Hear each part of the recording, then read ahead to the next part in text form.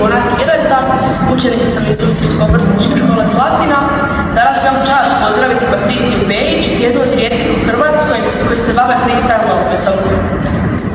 Patricija, odakle nam dolaziš i koliko imaš godina? Dolazim iz Mikleuša i imam 18 godina. Što je freestyle nogomet zapravo i kako to da si se počela baviti?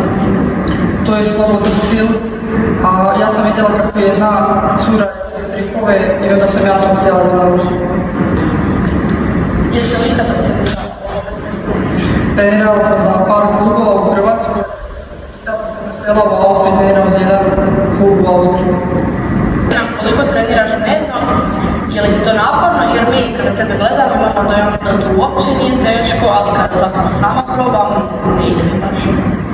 Treniram dnevno sat vremena, a sad sam ozlijeđena, tako da ne treniram baš.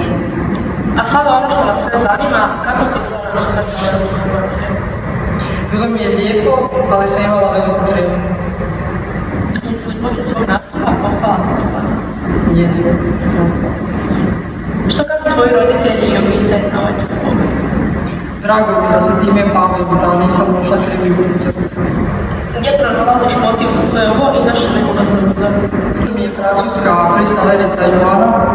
Gledala sam kako ona izvodi trikove i onda od nje naučim i dobim motivaciju da radim trikove. Na koliko si do sada bila natjecanja? Bila sam na 3 natjecanja i par. Gdje se vidiš u budućnosti i koju poruku bi poslala svojim vršnjacima?